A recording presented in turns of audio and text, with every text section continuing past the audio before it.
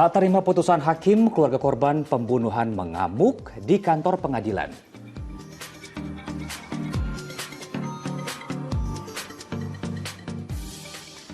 Konser grup musik Coldplay, masyarakat membludak di Gelora Bung Karno.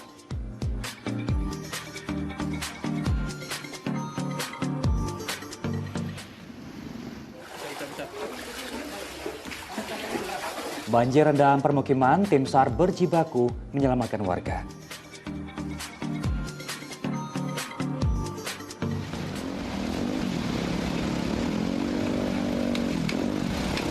Banjir rendam kawasan Pantura, lalu lintas dan kegiatan warga lumpuh.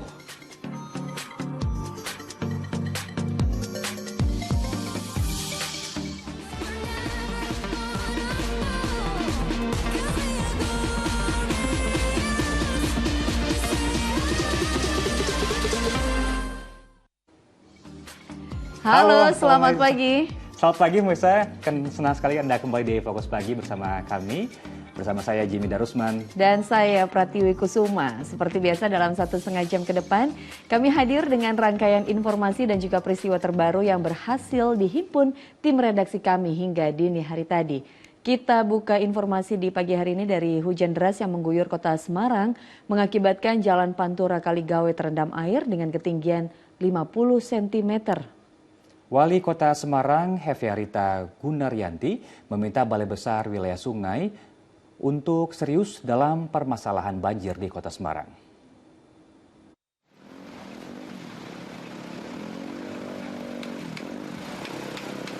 Sejumlah pengendara motor terpaksa mendorong kendaraan mereka yang mengalami mati mesin saat nekat melintasi Jalan Mukti Harjo Raya Kota Semarang yang terendam banjir setelah hujan deras mengguyur wilayah ini Selasa malam. Banjir diperparah buruknya drainase yang tak bisa menampung debit air.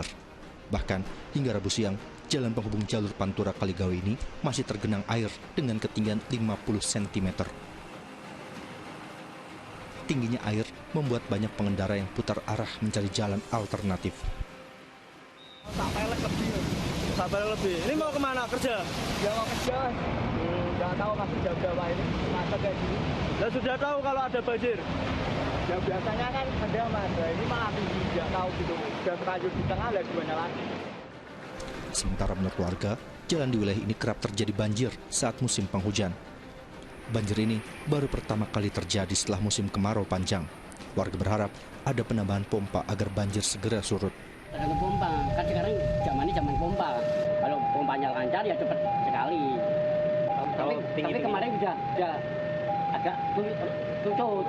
Jadi tambahan hujan lagi, ya seperti ini. Banjir yang merendam ruas jalan Pantura Kaligawe Semarang membuat jalur dari arah Jakarta menuju Surabaya maupun sebaliknya mengalami kemacetan panjang. Guna memastikan kinerja dari rumah pompa air, Wali Kota Semarang, Hefearita Gunaryanti Rahayu, sidak kondisi rumah pompa air Kali Tenggang pada Rabu. Mengingat hujan deras yang terjadi pada Selasa malam membuat wilayah Jalan Kaligawe dan beberapa wilayah genuk Kota Semarang tergenang banjir. Hasilnya, Wali Kota Semarang mendapati 2 rumah pompa air, yakni rumah pompa Kali Tenggang dan Kali Seringin yang menjadi kewenangan BBWS Pemali Juwana tidak bekerja secara maksimal. Mengetahui hal tersebut, Ita meminta kepada BBWS Pemali Juwana untuk serius dalam permasalahan banjir di Kota Semarang. Sebab pemerintah Kota Semarang sudah berupaya keras agar banjir bisa teratasi. Apalagi permasalahan pompa sangat serius karena menjadi faktor utama dalam pengendalian banjir. On hanya 3. Alasannya juga gitu, dari 6 pompa yang nyala hanya 3 di Tenggang. Kemudian yang Seringin harusnya 5. Itu yang nyala juga cuma 1. Kalau mau bicara sebuah SOP, ini harusnya 2, tapi sama juga katanya masih trouble. Jadi ini kita harapkan BBWS juga segera menyelesaikan perbaikan pompa. Wali Kota Semarang juga meminta BPBD dan DPU untuk menerjunkan masing-masing 1 unit pompa mobile untuk mempercepat penyelurutan air di Kaligawe dan Genuk. Ali Mustakfirin melaporkan dari Semarang, Jawa Tengah. Di lokasi lain, banjir kembali merendam permukiman warga di Kebon Pala, Kampung Melayu, Jakarta, menyusul meluapnya Kali Ciliwung. Ya, warga pun menyayangkan fungsi sodetan Kali Ciliwung yang tak mampu mengendalikan banjir, padahal saat ini baru awal musim hujan. Banjir setinggi 60 cm menggenangi permukiman warga Kebonpala, Kampung Melayu, Jakarta Timur. Kawasan ini kembali mengalami banjir saat Kali Ciliwung meluap akibat hujan deras di hulu sungai. Terobosan pemerintah membangun sodetan di kawasan Bidara Cina belum menunjukkan hasil memuaskan bagi warga Kebonpala. Banjir ini sudah merendam permukiman sebanyak 4 kali sejak awal bulan November ini. Warga pun mempertanyakan efektivitas sodetan Ciliwung padahal saat ini belum puncak musim hujan. Lantaran banjir belum terlalu parah, warga masih tetap bertahan di rumah masing-masing. Belum terasa manfaatnya. Masih sama saja Pak RT? Sama seperti yang dulu sama. Berkurang pun tidak? Tidak, sama. Memang untuk normal kalau di Katulampa siaga 3 dan Jakarta tidak hujan itu berapa sih Pak RT ketinggian sih? Paling paling dalam tuh ya sepaha orang dewasa. Sekitar 80-60 cm. Ya, yang untuk yang lebih dalam ya. Sementara itu pemirsa, banjir bandang yang menerjang wilayah Semadam, Kabupaten Aceh Tenggara Aceh pada Selasa malam menelan korban jiwa. Seorang anak balita yang hilang terseret arus banjir pada Rabu siang ditemukan tak bernyawa.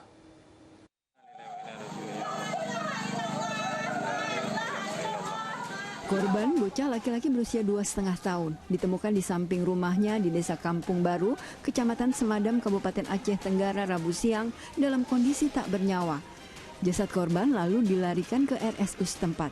Jenazah dari anak kita Muhammad Abbas sudah ditemukan di rumahnya, Pak. Di samping rumahnya tertimbun dengan kayu besar serta batu. Kondisinya jenazahnya utuh. Sebelumnya korban dinyatakan hilang terseret arus saat banjir bandang melanda desa Selasa malam. Ya Allah ya Tuhan, banjir ya Allah, ya Allah. Saat kejadian, air bah datang dari arah pegunungan membawa serta gelondongan kayu dan bebatuan hingga memporak-porandakan permukiman. Tercatat 9 rumah warga di Desa Kampung Baru mengalami kerusakan dengan 4 diantaranya rusak berat. Selain menewaskan 1 bocah balita, banjir juga mengakibatkan 2 orang terluka. Ramadan melaporkan dari Aceh Tenggara, Aceh. Banjir masih menggenangi rumah warga di kawasan Kabupaten Deli Serdang, Sumatera Utara. Aktivitas warga menjadi lumpuh karena mereka terjebak di dalam rumah dan terkepung banjir.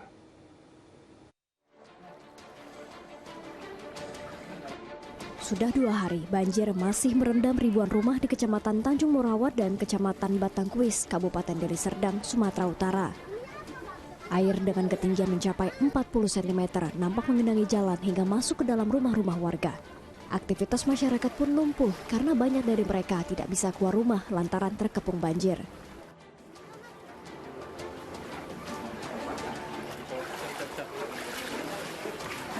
Salah satu warga lanjut usia yang dalam keadaan sakit dievakuasi petugas menggunakan perahu karet ke posko pengungsian untuk mendapat perawatan medis. Dan kami petugas memang sudah standby di posko, baik di posko kesehatan di desa maupun di kecamatan. Kalau masyarakat sakit, kami yang menjemput bola. Seperti yang terjadi semalam di hari pertama, itu langsung dijemput oleh tim medis dari pihak puskesmas.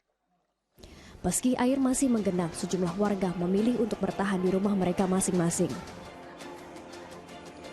Tak hanya permukiman, banjir juga merendam ratusan hektare sawah di Dusun 3 Desa Masjid, Kecamatan Batangkuis, Kabupaten Deli Serdang, Sumatera Utara.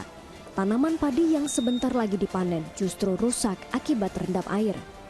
Para petani pun terancam merugi hingga jutaan rupiah. Kerugian Pak, wah cukup besar lah. Itu pun masih utang Pak. Kan ada ini pinjaman, jadi saya ambil untuk ladang. Warga berharap pemerintah Kabupaten Deli Serdang segera menurunkan bantuan guna meringankan penderitaan para petani. Tim Liputan melaporkan. Kita beralih ke informasi lain, ratusan buruh di Kabupaten Majalengka, Jawa Barat melakukan demo menuntut kenaikan upah minimum kabupaten. Sempat terjadi ketegangan saat masa buruh hendak menerobos ke kantor bupati. Sebelum berdemo, massa buruh mendatangi pabrik-pabrik di kawasan industri Dawan Majalengka dan mengajak buruh lainnya untuk berdemo. Ketegangan sesama buruh sempat terjadi saat beberapa buruh menolak melakukan demonstrasi. Usai mengumpulkan massa, para buruh pun bergerak ke kantor Bupati Majalengka di Jalan Ahmad Yani. Di depan kantor Bupati, para buruh tersebut melakukan orasi menyampaikan tuntutan. Ketegangan terjadi saat ratusan buruh yang berupaya masuk ke kantor Bupati dihadang oleh petugas keamanan hingga terjadi aksi saling dorong.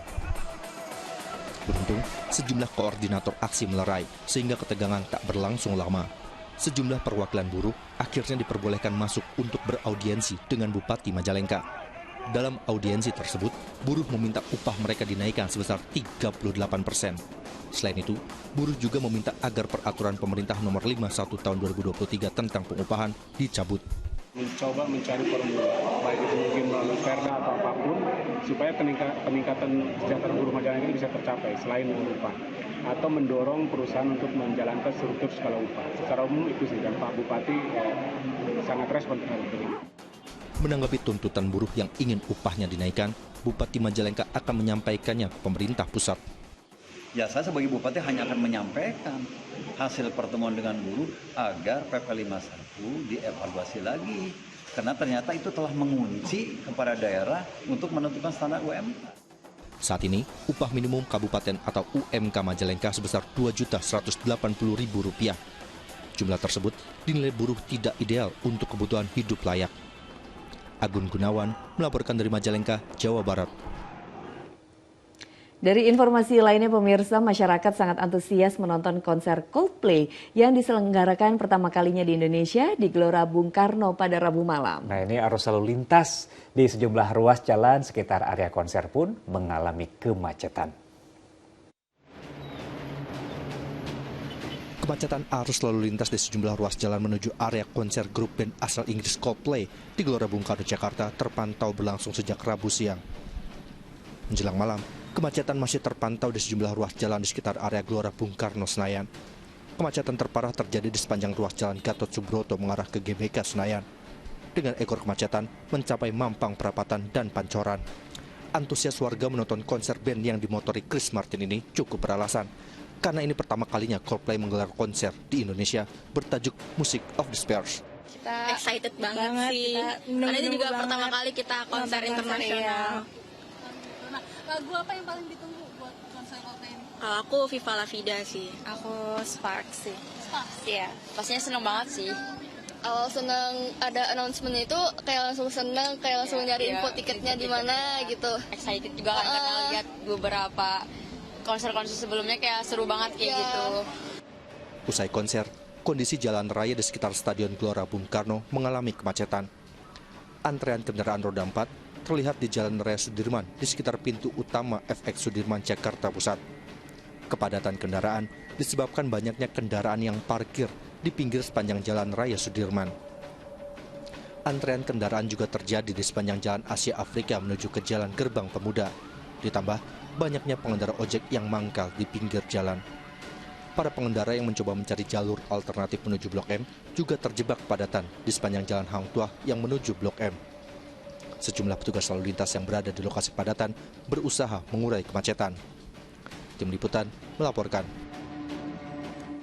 Sementara itu, semarak kemeriahan konser musik Coldplay Rabu malam diwarnai pula dengan munculnya para calon penonton yang mengaku menjadi korban penipuan tiket konser. Nah, ini mereka mengaku telah membayar namun tiket tak kunjung diperoleh. Total kerugian akibat tindak pidana penipuan tiket tersebut mencapai lebih dari 1,3 miliar rupiah.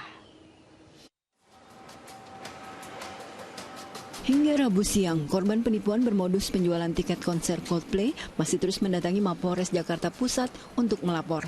Mereka mengaku tertipu karena telah membayarkan sejumlah uang untuk membeli tiket konser musik grup band asal Inggris tersebut, namun tiket yang dijanjikan tak juga mereka terima. Pihak Polres Jakarta Pusat akan terus mengusut kasus ini dan mengupayakan agar uang yang telah dibayarkan para korban bisa kembali. Hingga Selasa malam, jumlah total kerugian yang diderita dari sejumlah laporan ke Mapolres Jakarta Pusat mencapai 1,3 miliar rupiah untuk pembelian 400 tiket konser. Modusnya adalah masyarakat memesan kepada yang bersangkutan, kemudian dia berusaha mencarikan, namun sampai dengan hari H ini memang belum ada tiket yang bisa diberikan kepada para pemesan tersebut. Terkait pelaksanaan konser di GBK Senayan, Jakarta, petugas kepolisian menerjunkan sekitar 3.900 personil dari Polres Jakarta Pusat dan Polda Metro Jaya di dalam dan di luar area GBK Senayan untuk mengamankan jalannya konser. Tim Liputan melaporkan. Beralih ke informasi lain, keluarga korban pembunuhan mengamuk di kantor Pengadilan Negeri Kota Mobagu, Sulawesi Utara. Usai majelis hakim menjatuhkan vonis hukuman 20 tahun penjara terhadap pelaku. Putusan majelis hakim ini dinilai tidak sesuai dengan tuntutan JPU, yaitu hukuman mati.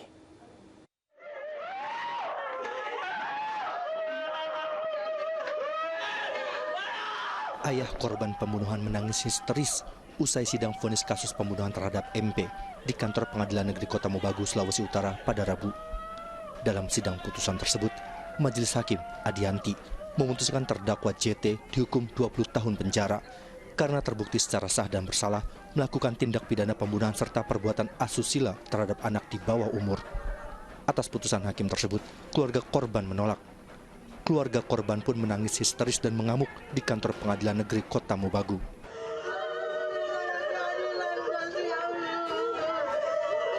Keluarga menilai putusan majelis hakim tidak adil karena jauh lebih rendah dari tuntutan jaksa penuntut umum, yaitu hukuman mati. Nggak terima, kita nggak golojo itu uang 1 miliar itu, nggak golojo itu. Dari mana? Orang bilang mau bayar uang 1 miliar, mau hukuman 20 tahun, nggak golojo itu kita. Atas putusan ini, jaksa penuntut umum Mariska Kandau akan melakukan banding.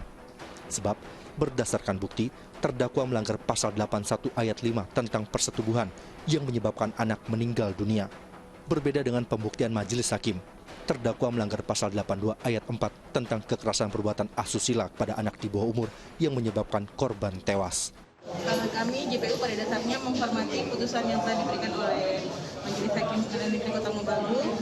Namun, seperti yang sudah kami sampaikan tadi di persidangan, kami mengajukan banding terhadap putusan tersebut. Kami tuntutan tadi tidak sesuai dengan pasal yang kami buktikan di persidangan, yaitu pasal 81 ayat 5. Jadi, kami mengajukan banding terhadap putusan tersebut. Ya, jadi ada perbedaan pasal tadi dalam putusan sehingga menyebabkan berbeda juga strahmanya.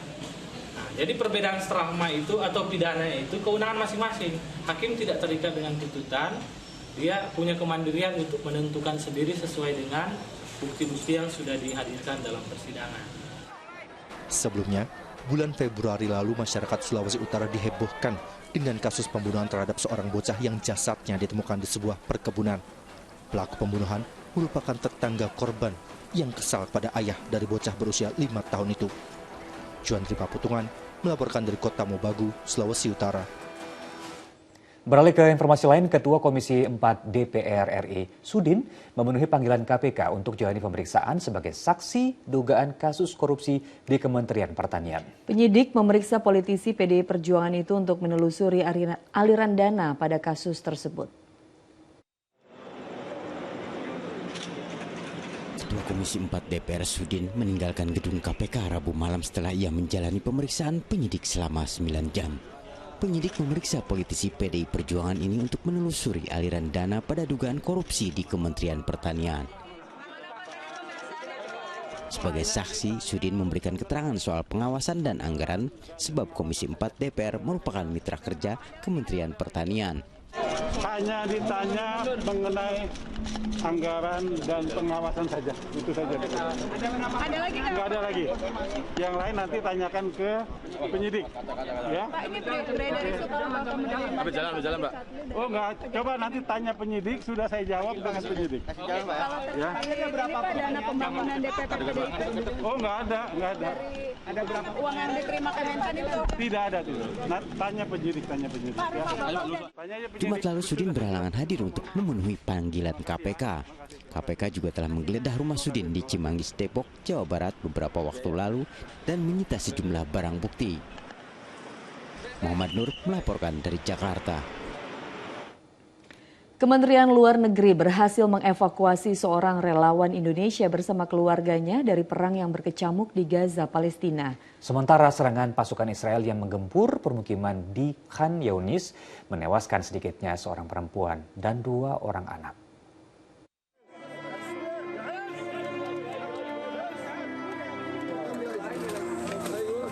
Tim penyelamat berhasil mengevakuasi seorang bayi dari balik reruntuhan gedung yang hancur lebur menyusul serangan udara Israel ke permukiman di Khan Younis, Gaza Selatan, Palestina. Dalam keadaan berlumuran darah di pelipis kanannya, korban bergegas dimasukkan ke mobil ambulans untuk mendapatkan perawatan. Tak berselang lama, petugas mengevakuasi jasad seorang wanita di bawah puing-puing bangunan yang porak-poranda. Para korban adalah warga yang melarikan diri dari wilayah utara ke selatan di Khan Younis yang dianggap aman, namun rupanya tidak. Sepanjang hari Rabu, Israel terus menggempur wilayah-wilayah yang diyakini tempat persembunyian para pejuang Hamas. Ledakan demi ledakan memicu kepulan asap. Sementara Presiden Palestina Mahmud Abbas mengutuk agresi Israel yang berlangsung di Gaza di saat warga Palestina sedang memperingati hari kemerdekaannya yang jatuh pada 15 November Rabu kemarin. Abbas menyampaikan pidato ini yang disiarkan langsung di televisi Palestina. Sementara itu dengan didampingi Kementerian Luar Negeri dan KBRI Kairo Mesir, setibanya di tanah air, relawan Indonesia Muhammad Hussein bersama istri dan kedua anaknya langsung disambut keluarga besar di Terminal 3 Kedatangan Internasional Bandara Soekarno-Hatta, Tangerang, Banten, Rabu sore. Raut bahagia dan sukacita tampak di wajah Hussein bersama keluarganya yang berhasil selamat keluar dari perang yang berkecamuk di Gaza. Saya senang, namun di sisi lain saya juga sangat sedih. Saya sangat berat ketika harus meninggalkan keluarga kami di Gaza. Hari ketika kami keluar dari Gaza, 11 kerabat istri saya meninggal, dibunuh oleh Zionis. Dan kondisi sekarang masih sangat memprihatinkan. Direktur Perlindungan WNI Kementerian Luar Negeri mengatakan, berdasarkan data ada 10 WNI yang berada di Palestina, 7 sudah kembali dan sisanya yang merupakan relawan kemanusiaan masih berada di medan pertempuran. Jadi berdasarkan data, ada 10 warga negara Indonesia yang tinggal di Gaza, di mana 7 diantaranya memilih untuk dievakuasi, yaitu keluarga Mas Hussein dan juga keluarga Bang Odip. 3 yang lainnya adalah relawan dari Mesir, yang memang sejak awal memilih untuk tinggal di Gaza. Seperti diketahui, Muhammad Hussein adalah relawan yang sudah tinggal 12 tahun di Palestina. Dirinya bersama keluarga sempat berpindah-pindah tempat sejak Israel melakukan agresinya 7 Oktober lalu. Sementara itu puluhan ibu-ibu menggelar doa bersama untuk warga Palestina yang menjadi korban perang di kawasan Pancoran, Jakarta Selatan Rabu siang. Doa bersama ini diyakini dapat menguatkan warga Palestina dari perang dan kekejaman yang dilakukan tentara Israel. Warga juga menggelar donasi yang nantinya akan diserahkan ke Kedutaan Besar Palestina di Indonesia. Tim Liputan melaporkan. Kita jeda dulu sejenak, sejumlah informasi penting dan menarik lain masih akan hadir usai pariwara. Di antaranya pria dan wanita tewas di kamar indekos hebohkan warga. Tetaplah bersama kami di Fokus Pagi.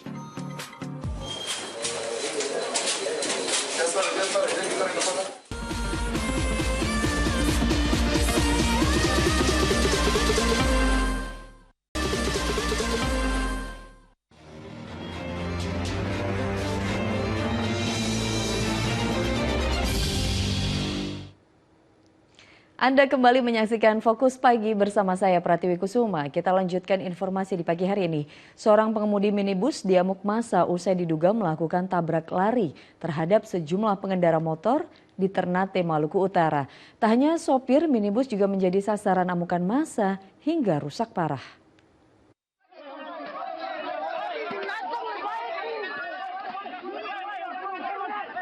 Peristiwa ini terjadi di Jalan Kelurahan Kayu Merah, Kecamatan Ternate Selatan, Kota Ternate, Maluku Utara. Pengemudi minibus diamuk massa karena melarikan diri dengan kendaraannya usai menabrak sejumlah pengendara.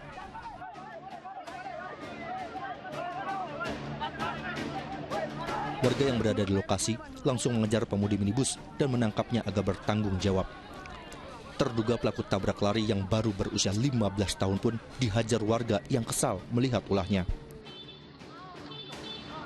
Akibat amukan massa, terduga pelaku mengalami luka lebam. Tak hanya pengemudi, minibus juga menjadi sasaran amuk massa hingga rusak parah. Pada saat jalan itu macet, dia agak mundur sedikit karena memang menghindari mobil yang parkir. Nah, pada saat dia mundur itu dia menabrak motor, satu unit sepeda motor. Karena pengendara motor ini tidak terima, dia mulai pengendara motor ini mau menanyakan lah istilahnya, mau menanyakan kenapa sampai tertabrak. Karena memang mungkin si pengemudi mobil ini merasa takut, maka dia langsung lari. Kasus kecelakaan lalu lintas ini masih ditangani pihak Satlantas Polres Kota Ternate. Zuhri Samaneri melaporkan dari Kota Ternate, Provinsi Maluku Utara.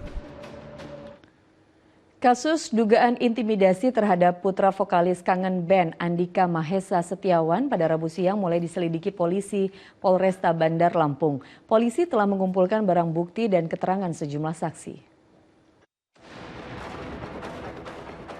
Dugaan intimidasi terhadap anak dari vokalis Kangen Band Andika Mahesa Setiawan oleh seorang wali murid ditangani unit PPA Polresta Bandar Lampung. Rabu siang, polisi mulai melakukan penyelidikan dengan mengumpulkan alat bukti, mulai dari rekaman CCTV dan saksi. Kami langsung turun ke lapangan untuk melakukan penyelidikan ke TKP, baik dari mencari alat bukti CCTV, keterangan saksi, maupun alat bukti yang lain. Nah, ini sendiri untuk pasal yang dilaporkan tentang apa itu nih? Jadi kalau pasal yang dilaporkan, sehubungan ini kekerasan terhadap anak, tetap kami tayangkan pasal 80 Undang-Undang Perlindungan Anak. Sementara itu, pihak sekolah menyatakan terus berupaya melakukan mediasi antara kedua wali murid yang berselisih agar masalah tersebut bisa diselesaikan secara kekeluargaan. Pihak sekolah juga membantah melakukan pembiaran saat kejadian berlangsung di lingkungan sekolah. Kami terus memantau, terus melakukan pendekatan untuk bagaimana terciptanya satu titik itu disebut dengan perdamaian. Rabu siang, anak dari Andika masih dirawat di rumah sakit di Bandar Lampung dan kondisinya terus membaik.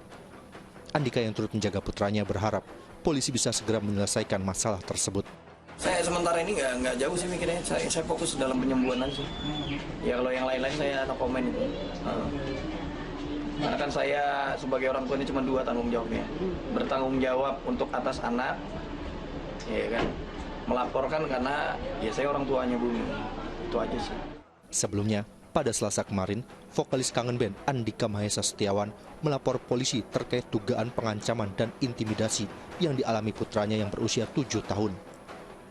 Pihak yang dilaporkan Andika adalah orang tua murid berinisial AR. Kejadian berlangsung saat sekolah anaknya menggelar peringatan Hari Pahlawan. Tiba-tiba, anak terlapor menangis, diduga mainannya direbut oleh putra Andika. Saat itulah, orang tua terlapor diduga mengancam anak Andika.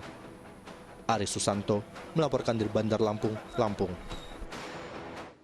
Seorang pemuda tanpa identitas di Bekasi, Jawa Barat terkapar di jalan lantaran luka parah akibat luka tusukan senjata tajam dan benda tumpul. Dugaan sementara pria itu menjadi korban pengeroyokan sejumlah pengamen jalanan.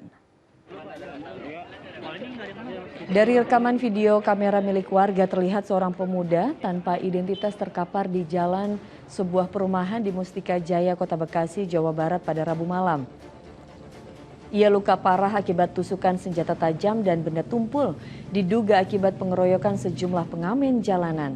Dari 5 orang pengamen, 1 orang diantaranya diamankan warga dan langsung diserahkan ke polisi. Kejadian berawal dari korban yang seorang diri meminta rokok dari salah satu kelompok pengamen jalanan. Para pengamen yang tersinggung langsung menganiaya korban hingga luka parah. Katanya yang pihak korban itu katanya minta rokok gitu, minta rokok aja. Dia nggak ngasih, teman yang ada 5 orang atau 6 orang tadi merasa tersinggung, dia langsung mukul kan. Kejadian di wilayah RW 31. Pemirsa, warga di Kota Makassar, Sulawesi Selatan digegerkan dengan penemuan sepasang pria dan wanita yang tewas di indekosnya. Polisi yang melakukan olah TKP mengamankan beberapa barang bukti, diantaranya 2 buah gelas tepat di samping korban dan selembar surat.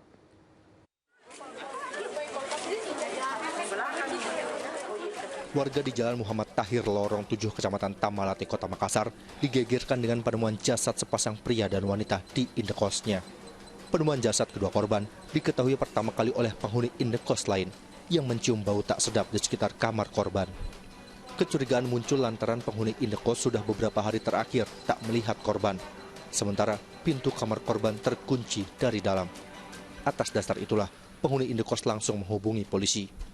Kondisi pintu kamar korban yang terkunci dari dalam membuat polisi dibantu warga akhirnya membuka paksa pintu kamar. Petugas menemukan kedua korban dalam keadaan tengkurap dan membusuk. Tim Dokpol Forensik dari Rumah Sakit Bayangkara serta tim Inafis dari Polrestabes Makassar yang melakukan olah TKP menduga kedua korban telah tewas sekitar 5 hari yang lalu. Dilihat dari kondisi korban yang sudah membengkak. Dari dalam kamar korban, petugas juga mengamankan beberapa barang milik korban, di antaranya ponsel, minuman kemasan, botol berisi minuman, 2 buah gelas yang ditemukan tepat di samping jasad korban, serta selembar surat. Terkait dengan motif kejadiannya nanti menyusul, kami harus koordinasi dengan baik-baik dengan pihak Dokpol, dengan Inafis nanti. Selain itu ada surat ditemukan? Nanti kami pelajari dulu, kan kami itu masih penyelidikan, jadi kami belum bisa kaitannya apa, kami belum bisa sampaikan. Tentunya kami harus identifikasi menurut forensik maupun nanti keterangan saksi-saksi. Belum diketahui penyebab pasti kematian kedua korban. Polisi masih menyelidiki kasus ini dengan membawa kedua jenazah korban ke Rumah Sakit Bayangkara Makassar untuk dilakukan pemeriksaan mendalam sambil menunggu pihak kedua keluarga korban untuk persetujuan dilakukan otopsi. Raisa Habu melaporkan dari Makassar, Sulawesi Selatan.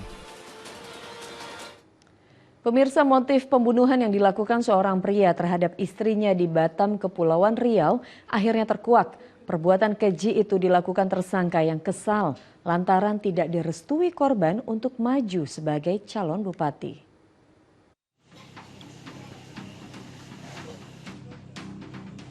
Kasus pembunuhan terhadap seorang wanita oleh suaminya di Batam, Kepulauan Riau akhirnya terkuak.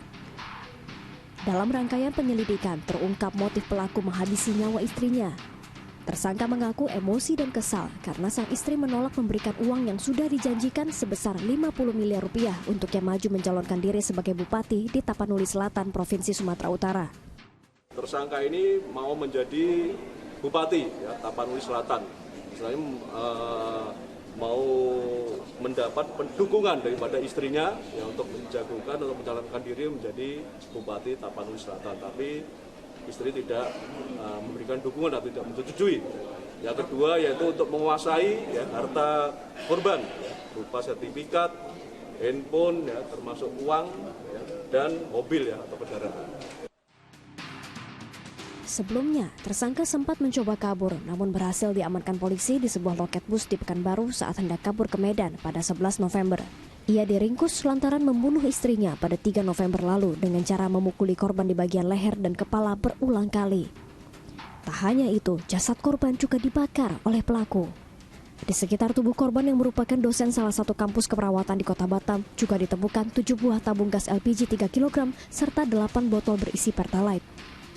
Atas kejahatan yang dilakukan, kini tersangka dijerat pasal tentang pembunuhan berencana dengan ancaman pidana penjara seumur hidup atau 20 tahun penjara.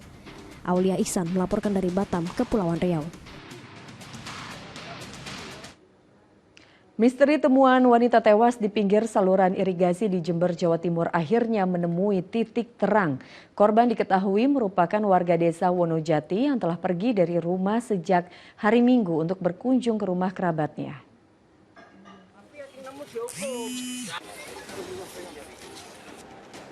Polisi akhirnya mengantongi identitas wanita yang tewas di pinggir saluran irigasi di Desa Keting, Jombang, Senin lalu. Korban bernama Hasiah, warga Desa Wonojati, Jenggawah, Jember, atau berjarak 40 km dari tempat jenazah ditemukan. Korban ditemukan dengan luka parah akibat tusukan senjata tajam di bagian leher. Hasil penyelidikan sementara, korban diketahui berangkat dari rumah sejak hari Minggu lalu untuk berkunjung ke rumah kerabatnya di Kecamatan Kencong, Jember. Saat ditemukan petugas, sejumlah perhiasan masih menempel di tubuh korban, namun motor yang dikendarainya tidak ditemukan. Kita simpulkan bahwa kematian tersebut tidak wajar karena ada luka sayatan yang ada di leher maupun di kepala.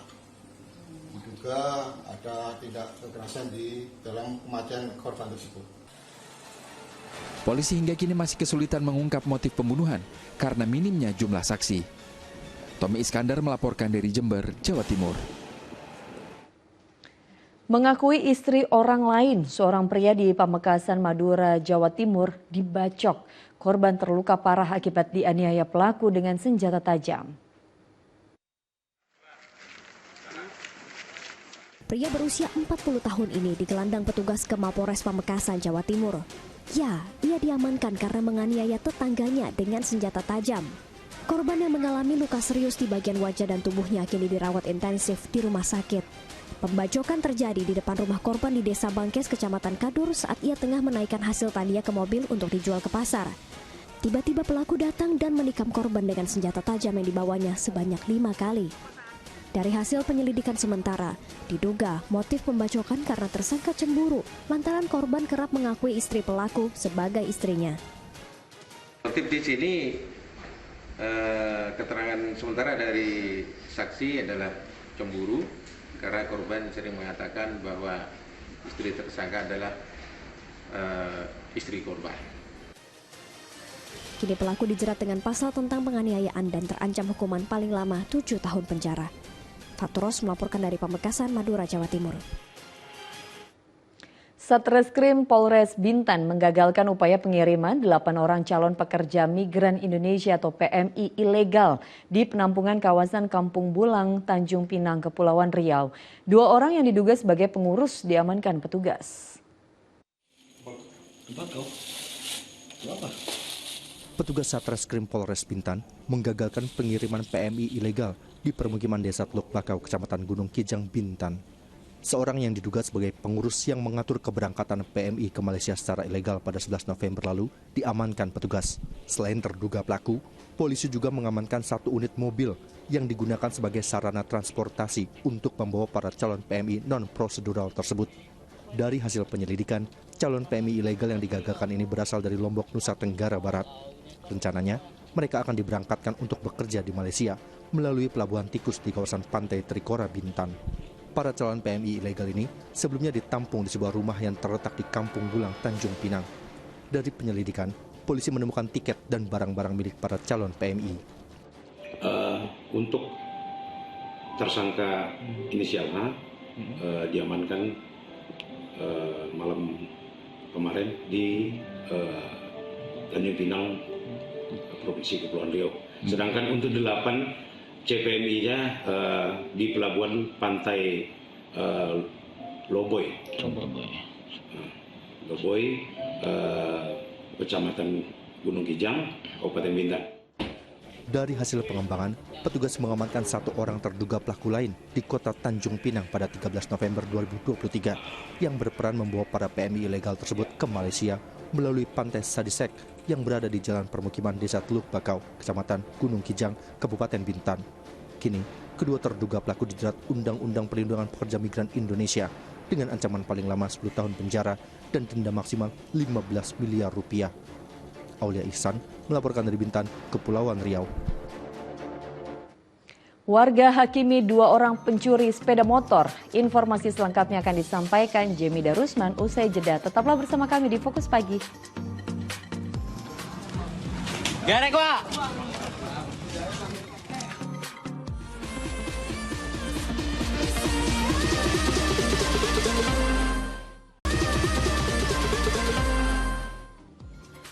Terima kasih Anda kembali di Fokus Pagi. Kita lanjut menyimak informasi di pagi hari ini.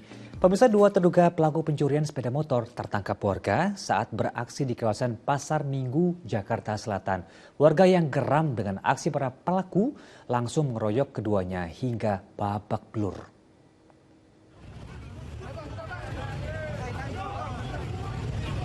Dua pria terduga pelaku pencurian sepeda motor menjadi bulan-bulanan warga usai tertangkap saat beraksi di Jalan Jati Murni Jatipadang Pasar Minggu, Jakarta Selatan. Kedua pria ini tak berkutik hingga tergeletak di aspal usai jadi sasaran emosi warga. Kejadian bermula saat salah satu terduga pelaku yang berusaha membobol kunci kontak sepeda motor yang parkir diketahui oleh petugas keamanan. Terduga pelaku yang panik berusaha kabur. Sementara satu orang rekannya yang berjaga di luar juga panik karena aksinya dipergoki warga. Kedua terduga pelaku pencurian ini berusaha kabur menuju permukiman warga. Namun, warga berhasil menangkapnya. Tadi ke sana orang, tuh lari, diudahkan sama kaki, sana lurus, biluk kan, biluk, lalu di situ langsung ditangkap, itu tuh, digebugin di situ. Selanjutnya, kedua terduga pelaku pencurian ini langsung dibawa petugas ke Polsek Pasar Minggu guna dimintai keterangan. Johan Teruna melaporkan dari Jakarta. Pemirsa, jangan sepelekan masalah instalasi listrik di rumah Anda. Diduga akibat korsleting dari steker pompa air jadi penyebab terbakarnya 2 rumah kontrakan di Kelurahan Makassar, Jakarta Timur. Sementara dari Bandung, Jawa Barat, kebakaran hebat terjadi di kawasan pabrik pemintal benang.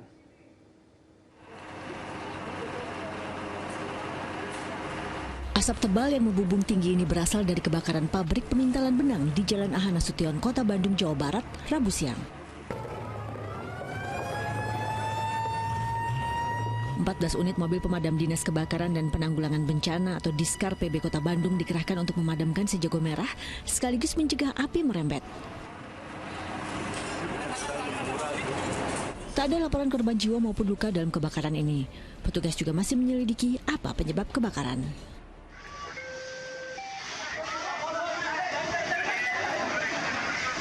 Sementara itu di Jakarta, kebakaran terjadi di Jalan Sarbini, Kelurahan Makassar, Jakarta Timur. Takut merembet ke musola, Pak. Peristiwa yang terjadi Rabu siang ini menimpa 2 rumah kontrakan. Warga sempat panik, khawatir api terus merembet.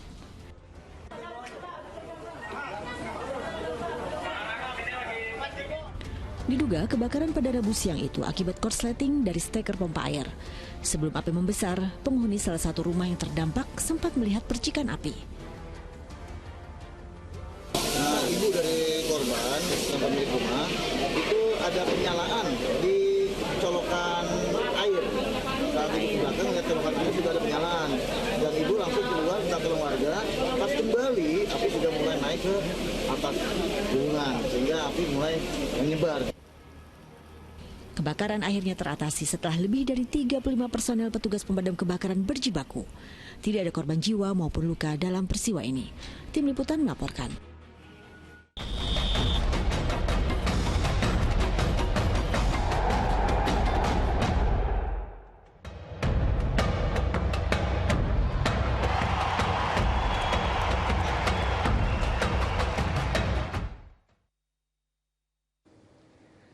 Pemirsa, sejumlah negara memastikan lolos ke babak 16 besar Piala Dunia U17 FIFA 2023. Jerman, Amerika Serikat dan juga Perancis masing-masing berhasil mengalahkan lawan-lawannya dan meraih poin penuh pada matchday kedua hari Rabu kemarin.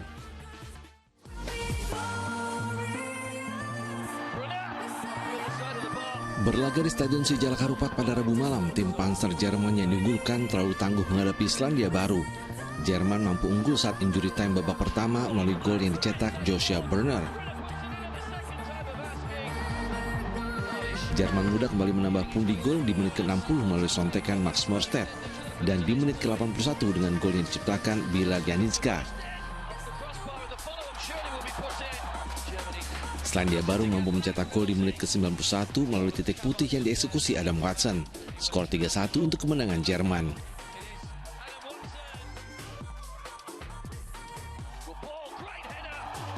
Sementara unggul dalam jumlah pemain tak mampu dimanfaatkan para pemain Meksiko kala menghadapi Venezuela di Stadion Sijalak Harupat.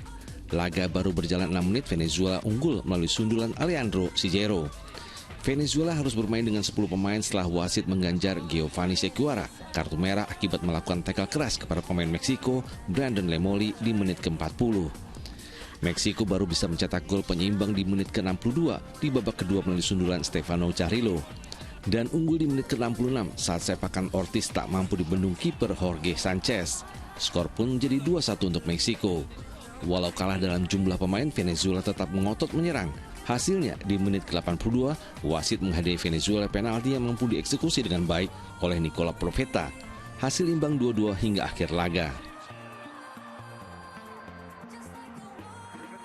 Di grup E, Amerika Serikat menghadapi perlawanan sengit Burkina Faso di Jakarta International Stadium. Walau sempat ditekan Burkina Faso di awal-awal laga, Amerika Serikat mampu unggul menjelang turun minum melalui sontekan Figueroa Nales memanfaatkan asis Judel Riedel. Skuad tim Paman Sam bahkan mampu menggandakan keunggulan di menit ke-51 melalui gol yang dicetak Nimfasa Berchifes. Skor 2-0 untuk keunggulan Amerika Serikat. Menjelang peluit panjang, Burkina Faso mampu memangkas jarak skor menjadi 2-1 lewat sepakan Jack Diarra. Skor 2-1 tetap menjadi kemenangan Amerika Serikat.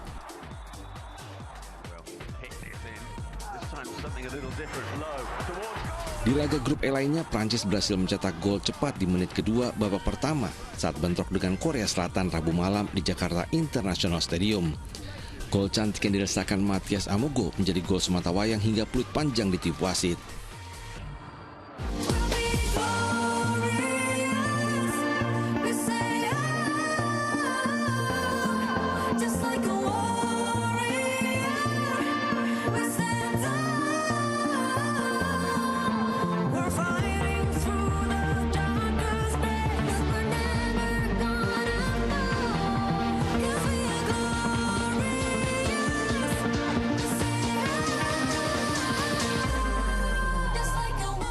Itu dia klasemen sementara untuk grup E dan juga F. Sementara itu, Timnas Indonesia dan Maroko menatap serius laga pamungkas grup A Piala Dunia U17 malam ini yang merupakan partai hidup mati agar bisa lolos ke babak 16 besar.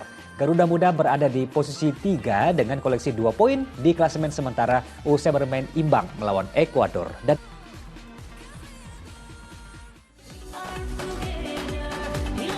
Timnas Indonesia terus mengenjot latihan di Stadion Gelora 10 November Surabaya jelang laga pemungkas grup A Piala Dunia U17 FIFA Indonesia 2023 menghadapi Maroko. Kondisi fisik Iqbal Gwijangge dan kolega telah pulih 100% setelah laga kedua lawan Panama Senin kemarin. Pelatih Timnas Indonesia Bima Sakti akan menerapkan strategi dan taktika guna meredam permainan Maroko yang memiliki pemain berkualitas dan serangan balik yang berbahaya. Bima juga terus mengevaluasi untuk mengurangi kesalahan saat melawan Panama di laga sebelumnya. Kita tadi pagi panjang ya meeting bersama pemain dari jam 10:30 tadi sampai jam 12 kita meeting bersama pemain semuanya membahas tentang pertandingan kemarin terakhir melawan Panama, koreksi banyak sekali, kemudian evaluasi juga ada. Kemudian kita bahas juga bagaimana kekuatan Maroko dan kita melihat Maroko juga tim bagus, kita tidak boleh menganggap Maroko di bawah Ekuador, di bawah Panama, tidak, mereka semua hampir sama. Kemarin kita ada recovery dan ada analisis pertandingan kemarin, kita melihat kekurangan dan apa yang harus kita perbaiki. Dan semoga untuk pertandingan terakhir di fase grup ini melawan Maroko kita bisa lebih baik.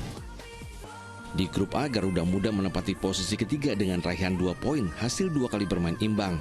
Sementara Maroko di peringkat kedua dengan 3 poin hasil sekali menang dan sekali kalah. Sementara timnas Maroko Rabu malam menggelar latihan di lapangan A Komplek Gelora Bung Tomo, Surabaya. Pelatih Maroko U17 Said Chiba mengatakan laga melawan Indonesia tidaklah mudah karena tuan rumah memiliki semangat juang tinggi dan didukung ribuan supporternya. Yeah, normal preparation. It's a very important game for us. It means qualification for the next round.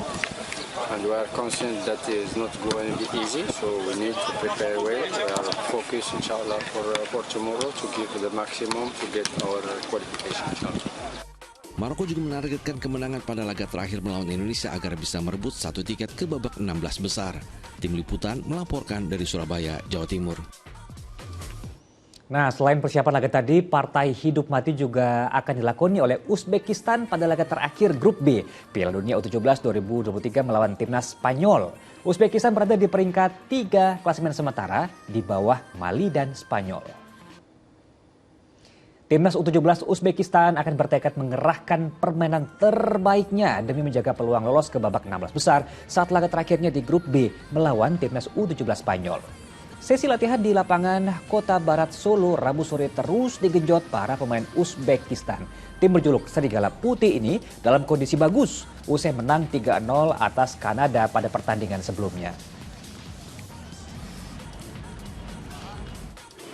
Sementara itu, jelang menghadapi timnas U17 Uzbekistan, Mark Giu dan juga kawan-kawan menjalani sesi latihan di lapangan Sriwaru Lawean Rabu sore. Skuad Matador muda ini melakukan latihan fisik dan game ringan untuk menjaga kebugaran para pemain.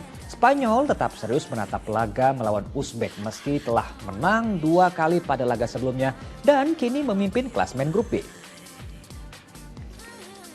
Sementara itu, timnas Kanada U17 harus pindah dari Surakarta ke Surabaya untuk melakoni laga terakhir grup B melawan Mali.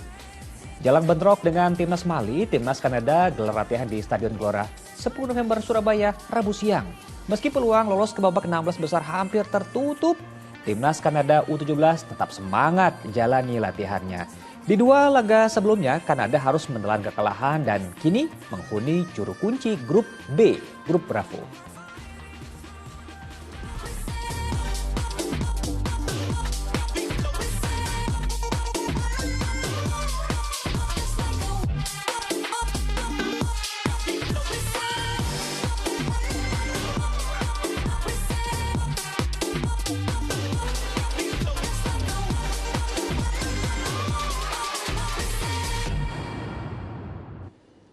Nah, jangan lupa ya untuk sore ini saksikan FIFA U17 World Cup Indonesia 2023 pada pukul 15.30 WIB. Uzbekistan versus Spanyol dilanjutkan dengan pukul 18.30 match yang akan menentukan Indonesia untuk lanjut ke babak 16 besar.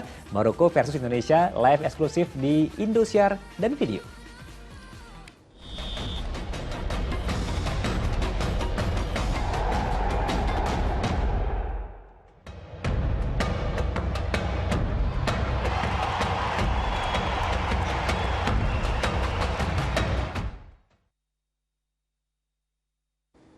Baik, kita jeda lagi sejenak. Sejumlah informasi penting dan menarik lain masih akan hadir usia pariwara. Di antaranya pemerintah mengusulkan biaya haji naik menjadi 105 juta rupiah. Fokus Pagi segera kembali.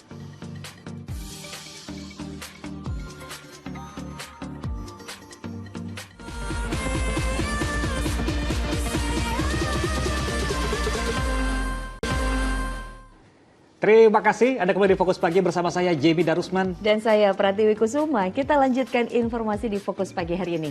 Pemerintah mengusulkan kenaikan biaya haji menjadi 105 juta rupiah. Nah, DPR masih mendalami rencana kenaikan biaya tersebut karena dinilai terlalu tinggi. Kementerian Agama menyiapkan usulan biaya haji tahun 2024 dalam rapat dengar pendapat bersama Komisi 8 DPR RI di Jakarta. Biaya haji semula 90,05 juta rupiah, kini rencananya naik menjadi 105 juta rupiah. Dan pembayaran kita kan dalam bentuk rial. Nah, rial itu kan dengan dolar ngikut. Nah, jadi flat, dolarnya naik pasti realnya naik. Dolarnya turun, realnya turun. Nah, itu berpengaruh pada semua aspek, terutama untuk layanan di luar negeri. Ya. Untuk dalam negerinya tentu di situ adalah pesawat. Komisi 8 DPR RI menilai usulan pemerintah untuk menaikkan biaya haji terlalu mahal. DPR tidak ingin biaya tersebut menyulitkan para calon jemaah yang akan menunaikan ibadah haji. Tentu usulan dari Kementerian Agama ini akan kami bahas di dalam panitia kerja biaya penyelenggaraan ibadah haji di Komisi 8. Dan kami akan menelisik secara lebih komprehensif komponen-komponen biaya apa yang dinilai terlalu besar dan terlalu tinggi. Selain adanya usulan kenaikan biaya haji, pemerintah juga sedang mengusahakan adanya penambahan kuota haji sebanyak 20.000 jemaah agar terrealisasi pada 2024. Agi Kurniasandi dan Fajrin Abdillah melaporkan dari Jakarta. Kita beralih ke informasi lain, pemirsa. Calon Presiden Koalisi Perubahan untuk Persatuan Anies Baswedan memboyong Kapten Timnas Pemenangan Amin Muhammad Syauqi Alaidrus ke Nasdem Tower Menteng, Jakarta. Mereka datang untuk silaturahmi dengan Ketua Umum Partai Nasdem Surya Paloh sekaligus bertukar pikiran dan juga membahas langkah-langkah ke depan tim pemenangan. sapa sedikit, ada sekjen PP Muhammadiyah. Kedatangan calon presiden nomor urut 1 Anies Baswedan dan kapten timnas pemenangan pasangan Amin Muhammad Syauqi Alaidrus mendapat sambutan meriah para pendukungnya di Nasdem Tower Menteng, Jakarta Pusat pada Rabu petang. Selain bersilaturahmi, mereka juga menggelar pertemuan tertutup dan langkah-langkah ke depan tim pemenangan juga menjadi salah satu bahasan. Semuanya ada pembagian tugasnya. Jadi ada unsur partai, ada unsur non-partai, semuanya tergabung dalam satu kesatuan yang nanti ada banyak sekali bidang kedeputian, bidang-bidang kerja, yang kalau bicara tentang tim pemenangan memang urusannya dari A, B sampai YZ gitu ya. Sementara Sekretaris Jenderal Partai Nasdem Hermawi Taslim menyebut sejumlah tokoh mulai dari mantan Kepala BIN Sutioso, mantan Jaksa Agung M. Prasetyo, mantan Kepala Staf Angkatan Darat Tiasno Sudarto, mantan Menteri Agama Fahrul Razi, hingga mantan Wakapolri Ugro Seno akan bergabung dalam skuad Timnas Anies Muhaimin. Hermawi menyebut para tokoh senior tersebut akan berada di masing-masing pembidangannya di dalam Dewan Pengarah. Abdul Haris melaporkan dari Jakarta. Calon Wakil Presiden Pilpres 2024 Gibran Rakabuming menepis kabar Ketua Umum DPP PDI Perjuangan Megawati Soekarno Putri menolak bersalaman dengan adiknya Kaisang Pangarep saat acara pengundian nomor urut Capres-Cawapres di kantor KPU Jakarta pada Selasa malam.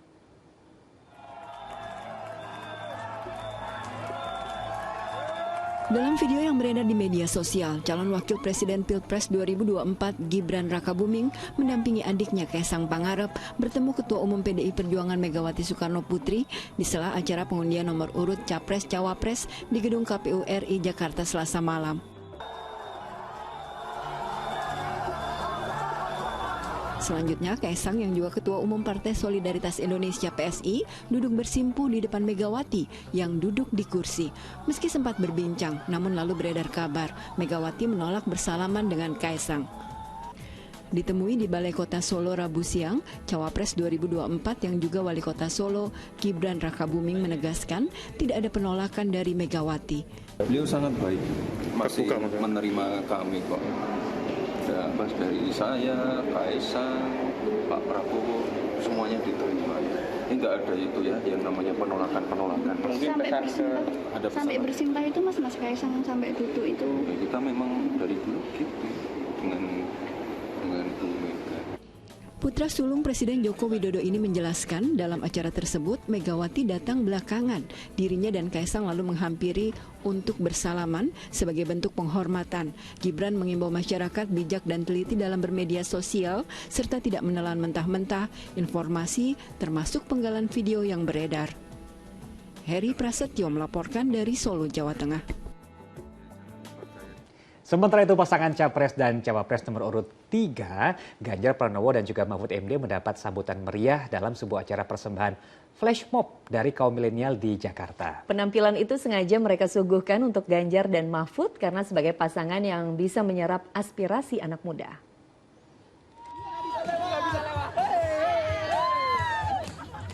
Ganjar Mahfud tampak sumringah dan mengapresiasi karya anak muda saat menghadiri persembahan flash mob dari kaum milenial di Jakarta. Ganjar dan istrinya Siti Atiko berulang kali bertepuk tangan dan mengikuti irama musik pertunjukan. Perpaduan tari serta musik modern dan tradisional sengaja mereka suguhkan untuk Ganjar dan Mahfud karena sebagai pasangan Capres dan Cawapres yang bisa menyerap aspirasi anak muda. Jadi biar nanti juga Ganjar bisa ngeliat kita juga nih, oh banyak generasi muda yang bisa di-upload di industri kreatif. Pertama kita mau menunjukkan lagi sih buat sisi kreatifnya ya. Seru banget sih, kita juga support soalnya maksudnya untuk Pak Ganjar sendiri supaya tetap semangat dan semoga sukses terus. Nomor urut Capres dan Cawapres di KPU pasangan Ganjar Mahfud identik dengan angka 3. Sekjen PDIP Hasto Kristianto meyakini angka 3 merupakan angka yang baik untuk menemani pemilu 2024. Selain memiliki arti sesuai dengan sila ketiga Pancasila Persatuan Indonesia, juga Trisula Weda melambangkan lurus, benar, dan jujur, serta merangkum sejarah kepemimpinan Ganjar Pranowo. Tim Liputan melaporkan dari Jakarta. Karena menyalahi aturan dan tidak sesuai dengan ketentuan KPU, petugas gabungan menertibkan alat peraga kampanye di sejumlah daerah. Di Kota Blitar, Jawa Timur, beberapa baliho besar yang berada di 3 titik jadi sasaran razia.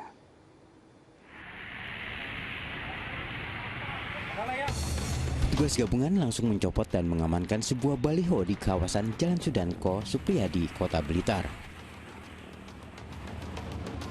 Petugas juga menemukan banner berukuran besar Jalan Lawu yang kemudian mereka lepas.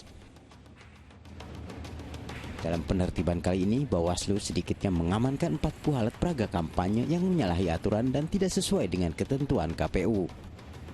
Penertiban terhadap alat peraga sosialisasi yang mengarah kepada kampanye. Ini alat peraga sosialisasi yang ada tanda sebelumnya, ada pastinya, semacam itu nanti yang kita tertibkan. Ada berapa titik Pak yang ditemukan? Kalau per kemarin itu ada 9, kemudian yang hari ini kita terpisah yang paling besar itu 4. Di Kabupaten Pindrang, Sulawesi Selatan, petugas gabungan juga menertibkan APK yang dinilai mengganggu keindahan kota, diantaranya APK di pepohonan, pelindung jalan, tiang listrik hingga sarana umum seperti lampu lalu lintas menjadi sasaran. Nur Ramadan dan Suardi Gatang melaporkan dari Blitar, Jawa Timur dan Pindrang, Sulawesi Selatan. Di informasi lain pemirsa, tahu campur, ikon kuliner asal Lamongan, Jawa Timur, mudah dijumpai di kota Surabaya, Jawa Timur. Nah, ini selain sayuran, tahu campur di kawasan Pacar Keling juga dilengkapi irisan kikil dan juga daging sapi yang berpadu gurih bersama bumbu petis khas Jawa Timuran.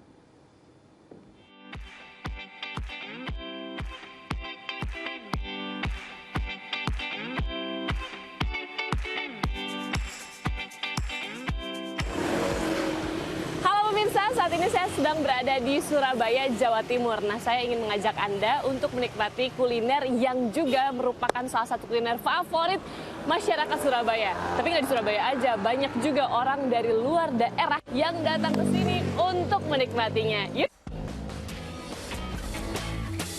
Ini dia nih, warung tahu campur yang terletak di Jalan Kalasan, Pacar Keling, Surabaya, Jawa Timur. Warung ini menawarkan sensasi rasa tahu campur yang berbeda.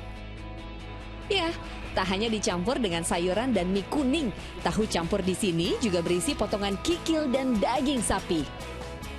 Bumbu tahu campur juga diracik spesial menggunakan campuran petis udang. Kebayangkan gurihnya? Oh ya, tahu campur yang dikenal pula sebagai ikon kuliner daerah Lamongan makin nikmat disantap dengan perkedel yang istimewa.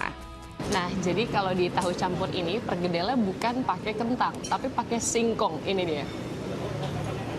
Jadi teksturnya juga emang beda pemirsa.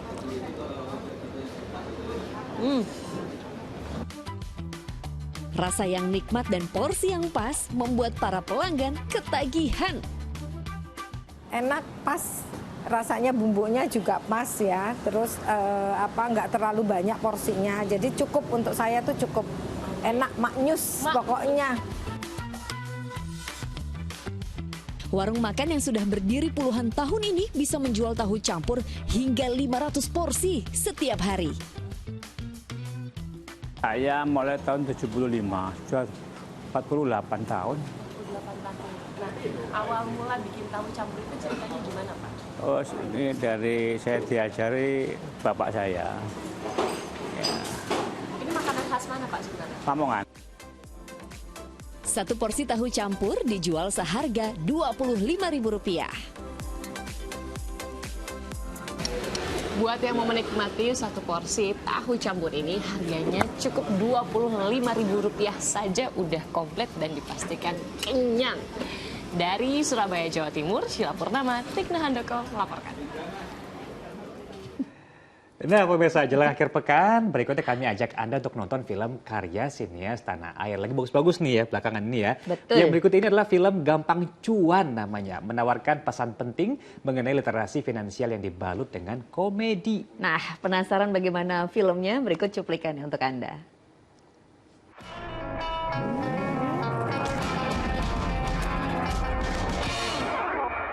Almarhum Papa Hutan, baheula ayah hutang ka Pak Is. 300 juta, Pak Is? Betul, 300 juta. Oh, Dan siap mudah. Mahaya mayar natan.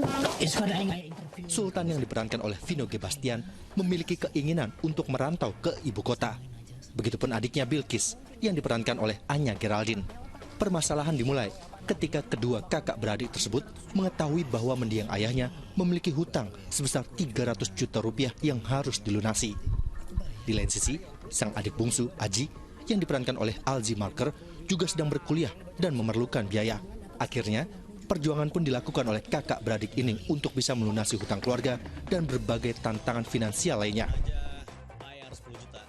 Dalam spesial screen yang digelar di salah satu mal di kawasan Senayan, Jakarta, Rabu malam, sang sutradara Rahabi Mandra mengungkapkan bahwa film ini berangkat dari pengalaman pribadinya di masa COVID-19 yang terhimpit masalah ekonomi.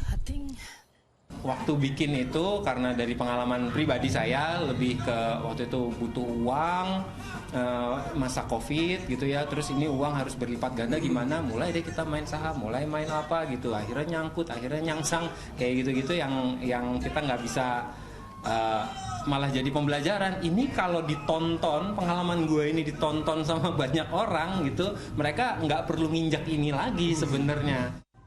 Sementara itu, Vino G. Bastian sedikit menjelaskan mengenai gambaran perannya dalam film ini. Dalam film ini, setiap tokoh memiliki karakter yang dapat diambil pelajaran. Memang sekarang fenomena gaya hidup itu lagi ini banget ya. Jadi orang tuh kadang-kadang mau sesuatu FOMO gitu. Pengennya ini tapi kemampuannya nggak bisa mencukupi, akhirnya pinjam duit dulu, masalah bayar nanti gampang, akhirnya dia dapat barangnya nggak bisa bayarnya. Di film ini sebetulnya sedikit banyak menggambarkan hal-hal seperti itu sih, gimana caranya kita memanage keuangan kita biar nggak jadi seperti Sultan, seperti Bilkis. Karena gini, nggak ada uang tuh jadi masalah, ada uang pun juga pasti ada masalah gitu kan. Diperankan oleh para aktor ternama, film Gampang Cuan mulai bisa disaksikan di bioskop tanggal 16 November 2023 di seluruh bioskop di Indonesia. Cuman bikin keluarga ini miskin. Oke, buat teman-teman semua jangan lupa saksikan film Gampang Cuan mulai tanggal 16 November 2023 di seluruh bioskop Indonesia. Pokoknya happy deh selesai nonton. Tong hilapnya. Baru dah. Ini teh hangat di hati. Hangat di hati. Miris. Kuring juga pincang sama si Mami. Kita ini. Manyun.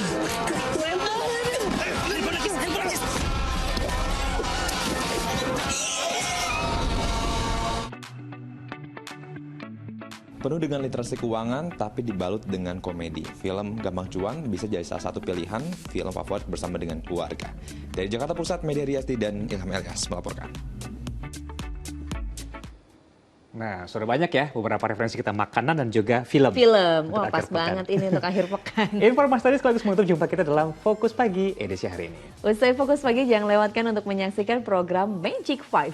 Mewakili tim redaksi dan kerabat kerja yang bertugas, saya Pratiwi Kusuma. Dan saya Jimmy Darusman, pemirsa kami berdua pamit undur diri. Selamat pagi, selamat memulai aktivitas Anda, dan sampai jumpa.